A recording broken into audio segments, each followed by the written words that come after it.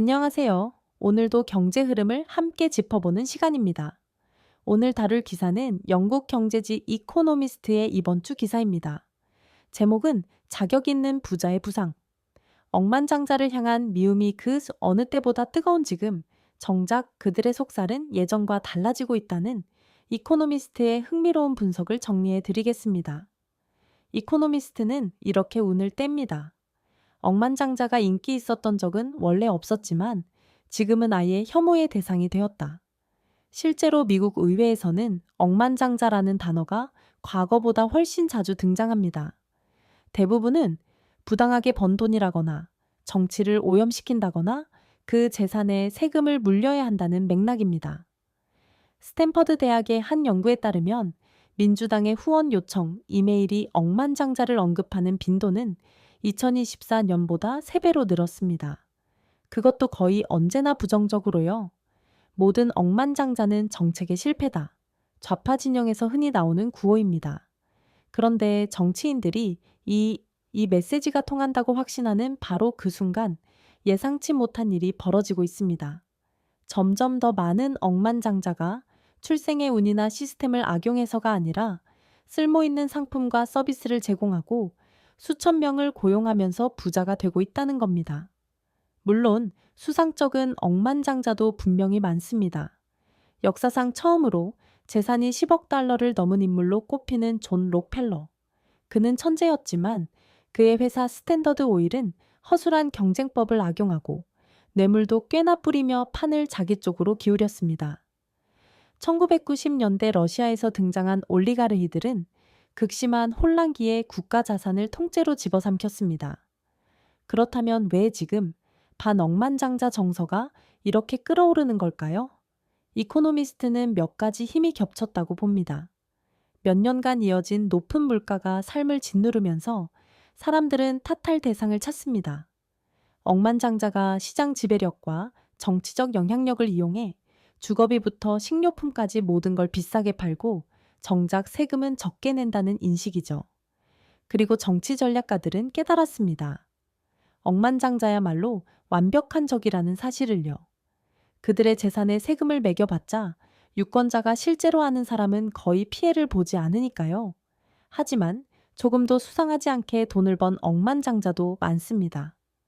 재산이 34억 달러인 오프라 윈프리는 수백만 명이 그녀를 보고 듣고 싶어 하기에 부자가 됐습니다. 크리스티아누 호날두의 9자리 재산은 멋진 골에서 나옵니다. 덜 유명하지만 인상적인 인물도 있습니다. 판다 익스프레스의 공동 창업자 패기청은 재산이 약 65억 달러입니다. 수백만 명에게 값싼 한 끼를 제공하는 식당 체인을 일궈냈죠. 유니클로의 모회사, 패스트 리테일링을 키운 얀나이 다다시도 마찬가지입니다. 그렇게 좋은 티셔츠를 만드는 사람을 과연 원망할 수 있을까요? 자, 그렇다면 이코노미스트는 이걸 어떻게 측정했을까요? 포브스, 후룬, 그리고 겟마인더의 데이터를 바탕으로 지난 25년간의 억만장자 약 7천 명의 목록을 만들었습니다. 그리고 이렇게 구분합니다. 도박, 건설, 방위, 원자재처럼 정치적 연줄에 크게 기대는 산업에서 나온 재산은 비경쟁적이라고 부릅니다. 정부의 친구가 없으면 광산이나 카지노를 여는 게 쉽지 않으니까요. 상속으로 물려받은 재산도 여기 비경쟁적 범주에 넣습니다. 법을 어긴 건 아니지만 그저 좋은 집안에서 태어났을 뿐이라는 이유에서죠. 결과는 이렇습니다. 데이터가 시작되는 2001년부터 2014년까지는 비경쟁적 재산의 비중이 살짝 올랐습니다. 그런데 지난 10년 사이 경쟁적인 분야에서 자수성가한 부자들의 비중이 사상 최고치로 치솟았습니다.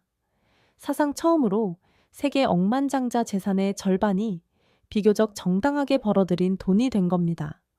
그리고 2021년 이후로는 비경쟁적 산업에서 나온 재산의 총액이 오히려 줄었습니다. 노골적인 올리가르히들은 최근 몇 년간 힘든 시간을 보냈습니다. 옛 소련권 억만장자의 총재산은 2008년에 5천억 달러 가량으로 정점을 찍었지만 지금은 4천억 달러 정도로 줄었습니다.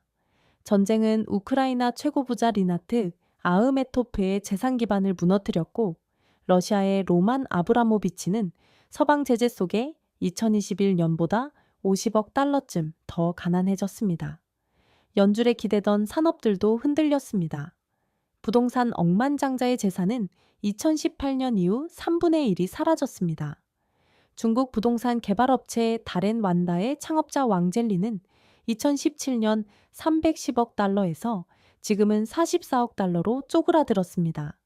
상속은 여전히 큰 부자가 되는 중요한 통로입니다. 월마트를 세운 샘 월튼의 가족은 재산이 약 5천억 달러에 이릅니다. 하지만 옛돈, 그러니까 물려받은 부의 상대적 힘은 빠르게 줄고 있습니다. 2000년대 초에는 억만장자 재산의 거의 절반이 상속에서 나왔지만 지금은 그 비중이 4분의 1 정도로 떨어졌습니다. 혹시 이 모든 게 인공지능 붐 덕분 아니냐고 물을 수 있습니다.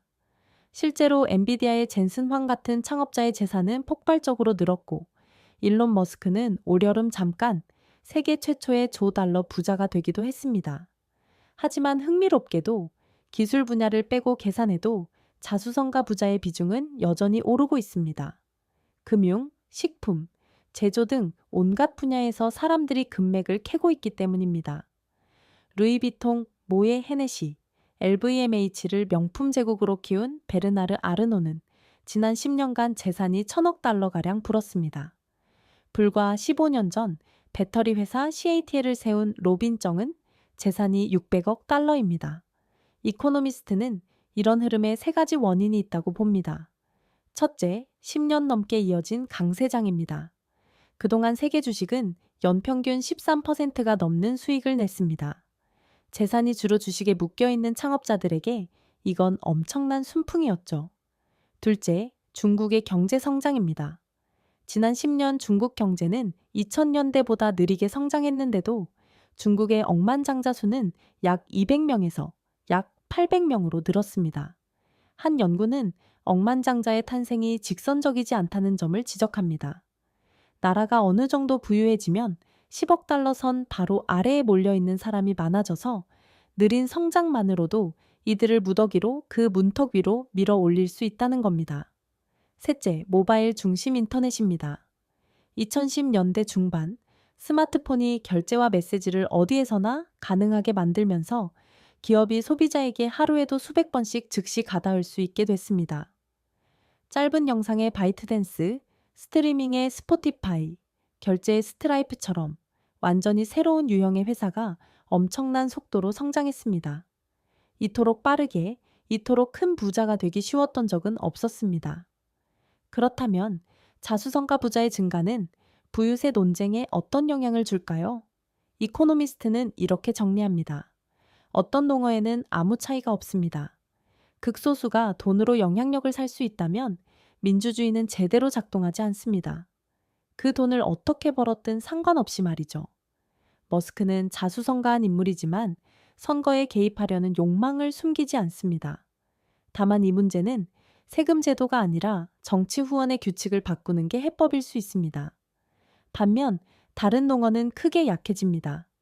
그 재산은 애초에 정당하게 번 게 아니다 라고 말하기가 이제는 더 어려워졌으니까요. 아브라모비치에게 세금을 무겁게 물리는 건 그럴듯해 보여도 리오넬 메시에게라면 어떨까요?